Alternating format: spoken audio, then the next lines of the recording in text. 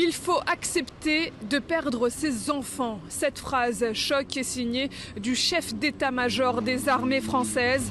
Le général Fabien Mandon a exhorté les élus à se préparer à une possible guerre avec la Russie d'ici 2030. C'était lors du congrès des maires de France.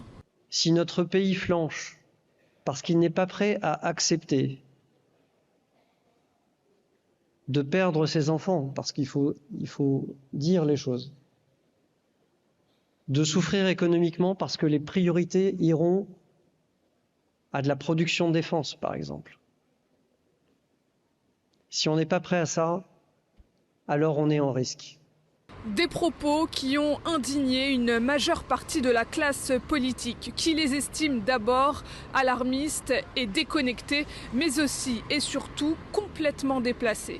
De totale désapprobation. Je ne sais pas par qui est mandaté le chef d'état-major des armées pour tenir ce genre de propos, mais qui sont des propos d'abord qui font peur, des propos qui angoissent la population, mais qui surtout ne représentent pas, que je sache, la ligne de la politique française. Enfin, qu'est-ce que ce monsieur est en train de nous raconter? Il vous a pas échappé que celui qui dirige les armées dans notre pays, c'est le président de la République, et lorsqu'il doit engager les armées françaises, il doit en référer au Parlement.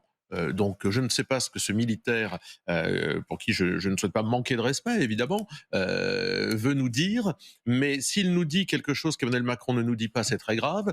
S'il nous dit quelque chose qu'Emmanuel Macron pense, c'est très grave. S'il nous dit quelque chose qu'Emmanuel Macron ne pense pas, c'est très grave. Enfin, je pense que sincèrement, ce général va un peu au-delà de ce qu'il est censé devoir faire. Je veux exprimer un désaccord total avec le discours du chef d'état-major des armées. Ce n'est pas à lui d'aller inviter les maires, ni qui que ce soit à des préparations guerrières décidées par personne, ni le président, ni le gouvernement, ni le Parlement, ni à prévoir des sacrifices qui seraient la conséquence de nos échecs diplomatiques sur lesquels son avis public n'a pas été demandé. Où est passé le président Macron? Pourquoi permet-il cela? Un discours guerrier et anxiogène, mal perçu également au sein de la population française. Écoutez ces quelques réactions. Ce sont des propos honteux, ce sont des propos de vote en guerre. Tout ça, le président de la République veut montrer qu'il est un grand chef d'État, qu'il est prêt à faire face à un ennemi, soi-disant la Russie, etc., qui n'a aucune intention d'attaquer ni la France, ni la Pologne, ni l'Allemagne. Enfin.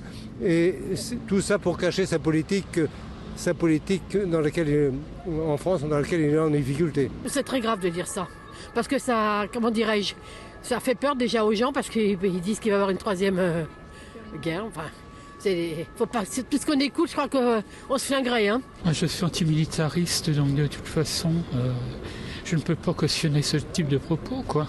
Il faut dire que l'exécutif ne fait rien pour apaiser les tensions avec Moscou. Bien au contraire, Emmanuel Macron a promis la livraison prochaine d'avions de combat Rafale à Kiev dans les prochains mois.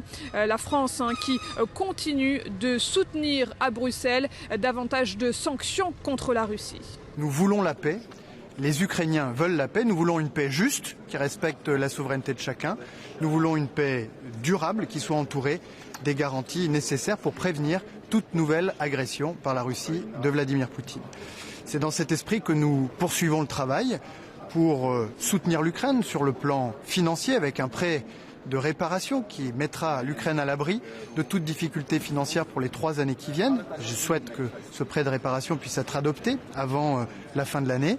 Et puis soutien sur le plan militaire, comme l'a illustré la visite du président Zelensky à Paris ce lundi, où des coopérations en matière d'équipement, mais aussi en matière de drones, ont pu être actées. Pour avoir la paix, il faut se préparer à la guerre. L'exécutif ne croit pas si bien dire.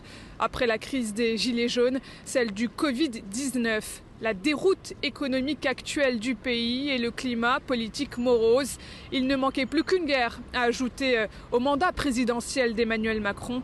Espérons qu'il n'y ait en réalité plus de peur que de mal.